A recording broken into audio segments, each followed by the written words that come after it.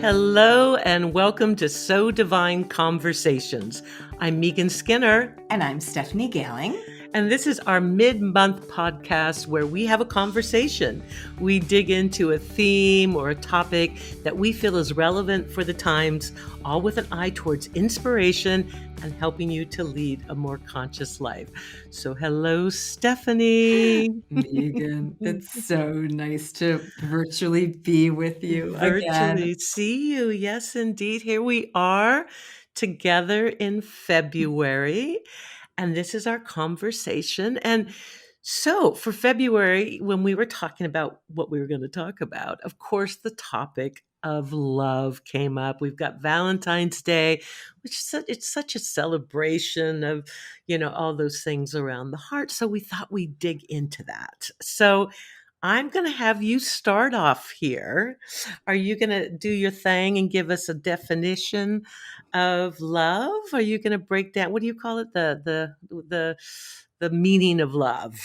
You mean like the etymology of Yes, love? that's what I mean. Do you know what? I'm What? not. Actually. No. Where will we begin? Maybe we'll put it in the show notes. No, we're going to find the definition of love. That is our journey today. Okay. I love that journey. We're going to find the root of love. Together. Because there's many types of love. Yes. Right? Yes. Like we oftentimes think that love is just about romantic love and that Valentine's love and that like love of my life. But there's so many other types of love. I'm thinking now of that love that, who was it? Aristotle, Plato, who defined all those types of love. Philia, right? Philia is that brotherly or sisterly love, like that love that you feel for your friends or for the community, just for like your, your neighbors, other people. So just, yes. I don't know why. I just started with Philia. Maybe because we're in all this huge, like having an Aquarius love fest right now. Right. That, like thinking about like brotherly, sisterly love, like not to forget that. Yeah, and I think a lot of times, with Valentine's Day, it can be a little overwhelming. It can be a little commercial. If you're all alone, wah, wah, wah, it can be a little bit like, what about me? And so I love that you're bringing into context that love has many, different connotations and many different meanings. And so as I was getting ready for our conversation today and kind of thinking about what love meant to me, of course, I speak in the language of the tarot. What came to me was, of course, the Lover's card. Mm-hmm. And what's interesting about that card is most times for people that don't really understand it, they see it and they're like, oh, goody, it's the Lover's card. So does that mean, I'm going to fall in love or that's something good for my relationship? And actually it's like, well, actually, no, because the Lover's card I always say the Lover's card is after the honeymoon. So in most decks, you'll actually see an image or a picture of a man and he's at a fork in the road. And at one road, there's a crone at the end, and the other road, there's a maiden or a virgin. And one represents wisdom and one represents lust or innocence. And the idea being that the Lover's card is this fork in the road, and that the relationship that you choose will greatly define the path that you take in your life. So it's very much about choice. And when I think about the Lover's card, it's after the honeymoon, after the highs of the romance and, the bells and whistles all wears off. And we really get down to that day-to-day intimacy. And there's a great quote, and I was actually, I'm re-editing some of my books, and I was going through and looking at the Lover's card, and it's this great quote about love. He's talking about Venus, which is the planet of love and relationship. And he describes love as a force that brings two or more separate entities together in a way that they are totally transformed. So when we start to think about love as like this creative force, whether, it's, your lover or your partner or your friend or your neighbor, it's these energies coming together in this very kind of creative alchemy of transformation. It's those two energies, that eros, he talks about it as eros and that deep energy. Love is really about transformation. Ooh. Isn't that good? Isn't that like another way of like, whether it's your lover or whether it's your neighbor, is if we can really come together in that open heartedness, that some kind of creative force is at work and we can be transformed. Oh my God, I love that. No pun intended. I also love, actually, as I'm saying that, how sort of frequently that word love Mm. pops into our language, right? Even we say like, I love this. I love chocolate ice cream. I love doing this podcast with you. Like, there's like this infusion of that notion or that feeling of love. And it's interesting to think about love as a transformative agent or transformative act. Actually, because I had to move my computer, I'm blocking my vision board that you wanted me to show. Yes, I love that vision board because for those of you that are watching us on YouTube, she did this vision board and love is right there. And it was a vision board about family constellations and stuff, I think, if I'm remembering right. But okay, so what is that love on that vision board mean? Well, what I love, see, there's the See, word. there Now you I go. want to I like know. track how many times I say the word love. That would be something interesting for all of us to track. What I loved about and why I chose that from a magazine to pull out was that it says, and you can't see it from here, people who can see and people who can't see because they're listening can't see it. It's love, and underneath it in parentheses says verb. So that's why I chose it, not just for love, but the reminder that love is a Mm, verb, right? It's an active doing. It's an active being, right? It's mm, something that you are in motion with. It's not necessarily a thing maybe that you have or you don't have. It's something that you can consciously engage in. And then maybe from that level too, in terms of marrying it to what you were saying before, right? It is a transformative act. Love is an action Yeah. word. Now Yeah. that is really good, and that does dovetail a bit on what what I was talking about with that transformation and that it's a creative force. So yes, okay, love as an action, that kind of takes it to a whole new level. It's not this passive thing, it's an engagement. I really like that, and Do you I like that also or do you love that? I love it actually. But I'm being like so self-conscious about saying the word Me love. too. Well, let me ask you this. Do you think that we overuse that word? Do you Oh think that no, I don't think no, no? I don't think we overuse it. In fact, now that I think about it, I love that it's like peppered throughout. I mean, and I'm making this sort of observation. I don't really know like every other people like, but I'm noticing that I use that a lot. You use that a lot, but I don't think we Mhm. overuse it. Like, Mhm. if we should use it more. Like, if we can just like stream Yes. out these like ribbons Yes. of love in our speech, like why not? Yes. There's not a Love, discounting. love, love. Makes But me want to sing. Yeah. sing. No, I'm not going to sing. The other thing is here we're talking about this. What also is like the many kinds of love. Of course, the other thing that's coming to my mind is, about self-love. Yes. And I think, that is something that's very much out there in popular culture right now. We talk about self-love and self-care and the idea, that you can not really give, here's the action word, give love, really truly, unless you have that foundation of love of yourself. And it kind of all starts there. And that intimacy, because again, with the action of love, there is a certain intimacy there. And I would even say a certain vulnerability there to make yourself open to those energies. And so talk to me a little bit. I mean, I wouldn't you agree that it starts with, ourselves? It starts with that foundation of self-love to be able to give, to truly be able to give that love to another. Well, yes, but I'm wondering, and maybe it's because there's so many different kinds of love, right? Like, if I'm thinking Mhm, about the love where you like really open your heart to another person and then you mhm, peel back the layers and you mhm, let yourself be intimate and you let yourself be vulnerable, like that mhm, could also be a scary thing. And that can we not give that love unless we have that love that we've given to ourselves? Mhm.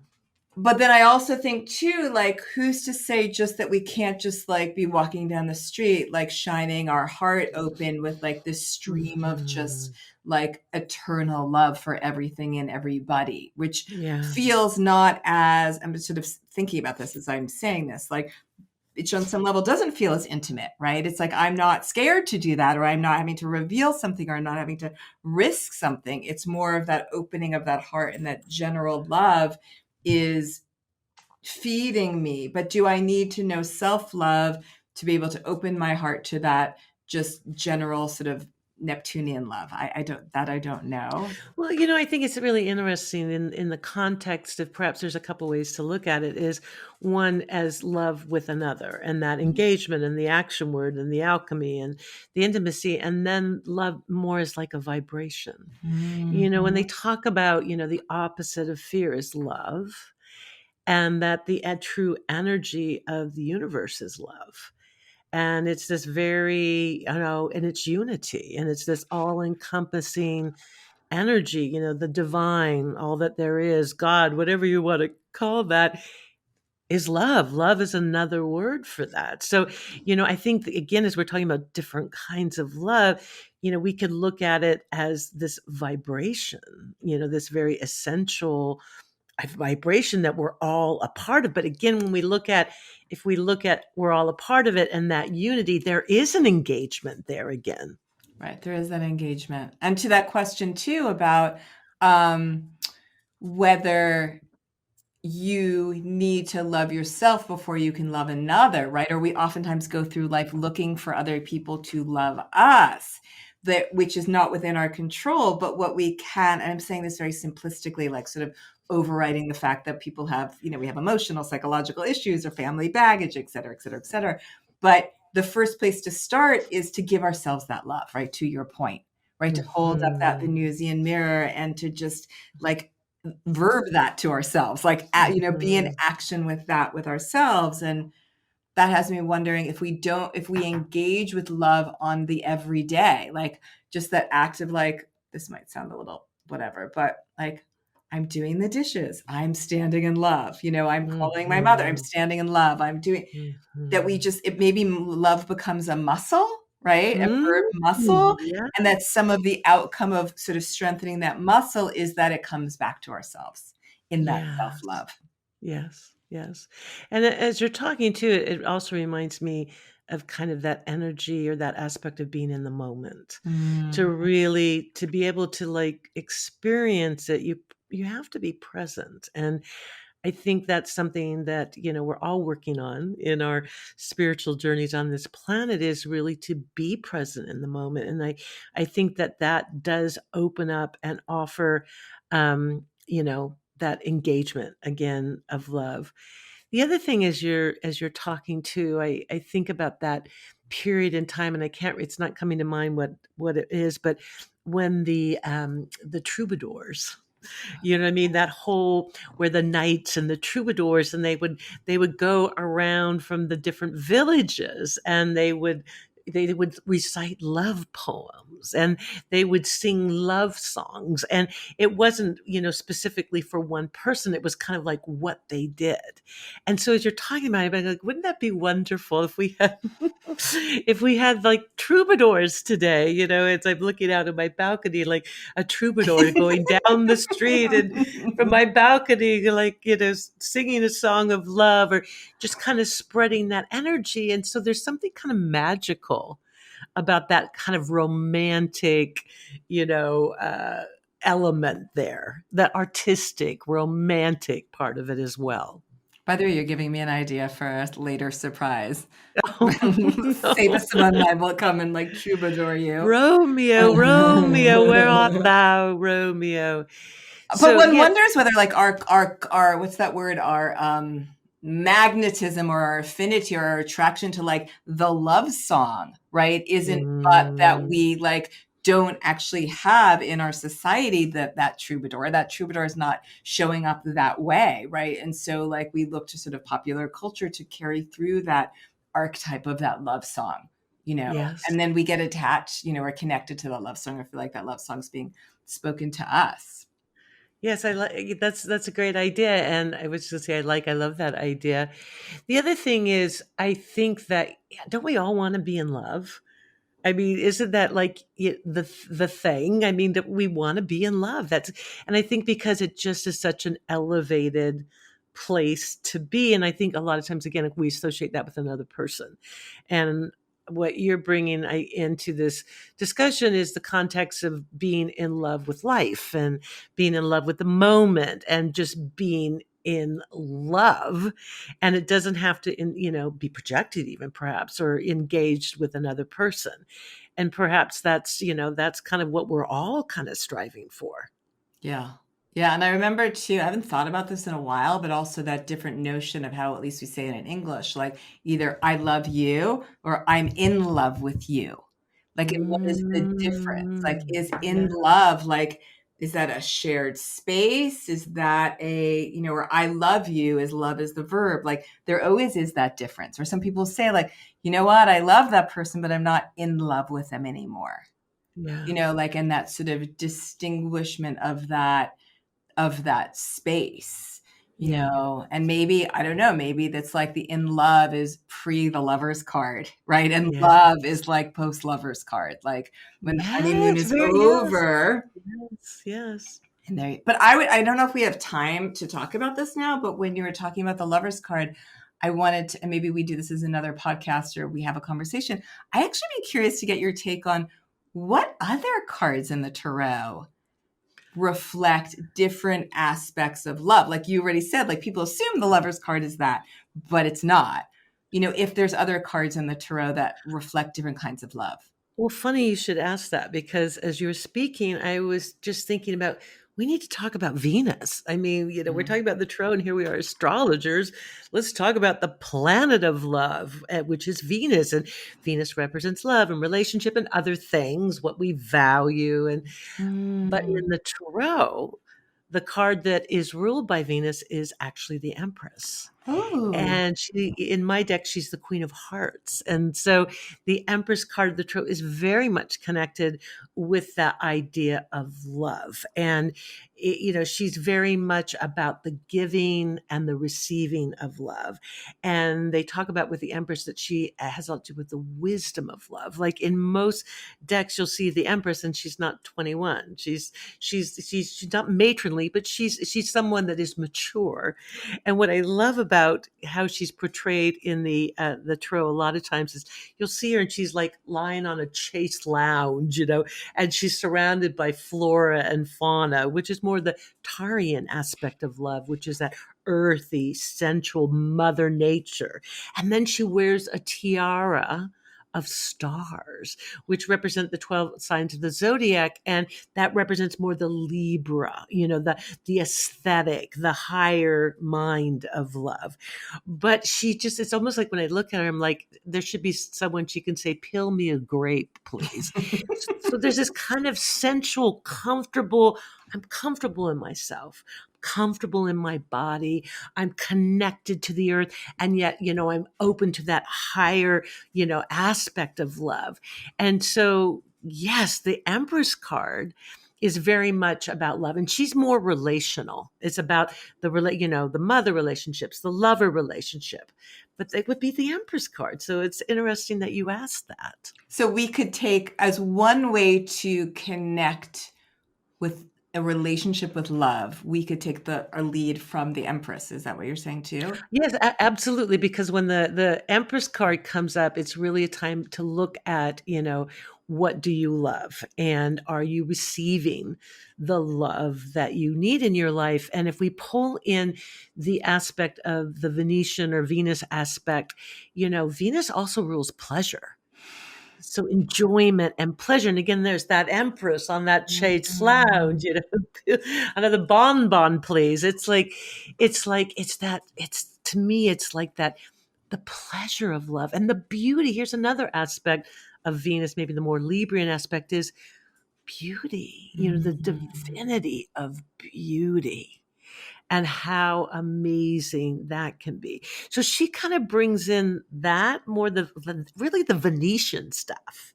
So, Beautiful. I guess maybe we could also say to people, look at where Venus is in your I was chart. just thinking the Yeah, same yeah. exact thing. Like, what sign, at least to start with, like, what sign is your Venus in? And that will Yes. reflect, the things that you are attracted to, those things that are outside of yourself because they're thought to be like, even like what you find beautiful is a mirror of that part of your soul. So, Yeah. what sign is your Venus in? And you could say those are the things that I value or I think are rich or that I love. So, really to look in your chart.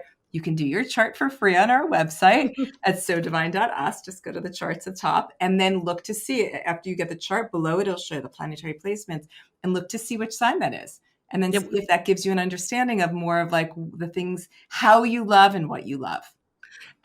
And I love that you're talking about attraction. Because when you think about love as an entity, as like a magnetic force, like an entity within itself, and you think about the law of attraction and like how we do attract, and that, I'm a Libra. I will share I have my Venus in Libra.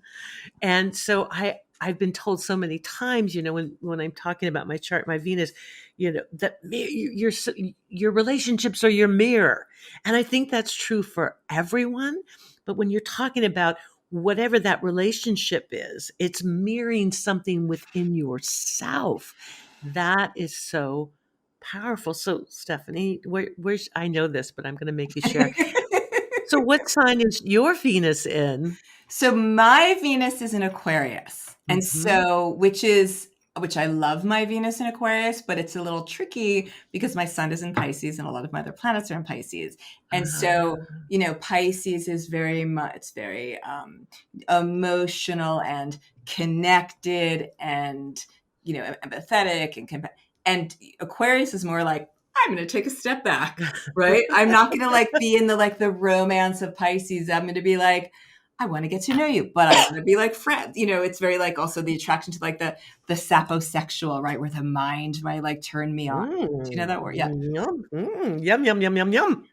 So it's very different, but the love of different cultures, the love of astrology, the love of Mm. like larger systems, the love of social progress, like that's very Aquarian, but it's quite a different energy to work with the Pisces. But it's important. I think it's a really good thing for everybody to look to get another level of understanding. And I mean, I also think is it kismet? Is it synchronicity? Is it as it is? Because this is astrology that we didn't even think about it when we scheduled to record this. We are actually recording this conversation about love, where we are then also talking about Venus today on February 11th, which is not only the new moon in Aquarius, but the conjunction between Venus and make it big and broadcast it loud Jupiter. So I Ah, love that we're like yes, really yes, just like yes. speaking so much and like swimming and dancing with Venus on this Venus Jupiter day. Oh my gosh, Stephanie, that is so cool. Synchronicity. There are no accidents. We're swimming in Venus and Jupiter energy. So that's great. And maybe we'll just also mention, since we're talking about Venus and what sign, where's your Venus? We talked about a little bit of that air. So people that like with their Venus in the water sign, they're going to be looking for more of that watery type of relationship. And water is more emotional and feeling oriented, tends to be a little bit more, creative. And what else? What else would you use for the Venus and Yes, water? super sensitive Yes, and passionate and like touchy empathic. feely. Although Scorpio might not be touchy feely, but yeah, that whole thing. And Empathic. then talk to us a little bit about Venus in an Earth sign. Yeah, so Venus and Earth sign would, more connected to the sensual and to the Mhm. body, the love of also, maybe money or, the partner, or it's not about the Material. partner, it's just it's general love, but like the material success or prosperity, the love of the earth, the love of art, the love of things that bring sensual delight. Okay, do you want to do fire or do you want to do air? I Venus want and we'll do. fire Well, we sign. did air, I think, with Libra and Aquarius, because Yes. air is more the intellectual. It's more, it's more airy. It's. I always say Venus and air loves a great conversation and loves the aesthetic of what's happening, and it can to be more intellectual. Air sometimes has a hard time like getting into those emotions, and that's we're talking about that with your Pisces. But Venus and fire, Watch wow, out. look out, baby. Yeah, Venus and fire is very fiery. It's very, out there and tends to kind of go after what it wants and is very active and creative and impulsive and engaged. And it's kind of like Venus and fire's go, dog, go. That's what I always say. Yeah, and really like wants the passion, wants to be with the Yes, desire, wants to passion. be with the newness, wants that sort of that Yes. flame, right? And the Yes, we action look of at the this as we're flame. talking about fire, we're just like, "Whoa." Uh, by the way, this whole time, I have to just tell you this because you can't see this, and this never happens to me. You know what I've been like sort of playing with? I just grabbed something on my desk. I didn't even know what it was. Turns out it's a rose quartz stone, which is all about love, right? It's like rose quartz is about like love and the heart chakra. So just connecting. Girl, we're in sync today. We are in sync today. So so I think it's all right. Were you going to end? Can I say one more thing? No, no, go, go. But Go, dog, obviously this go. dog. Why are you calling me a dog? This is a conversation that we could keep. I mean, this could be like a lifelong conversation, and obviously is an exploration for many people, throughout history.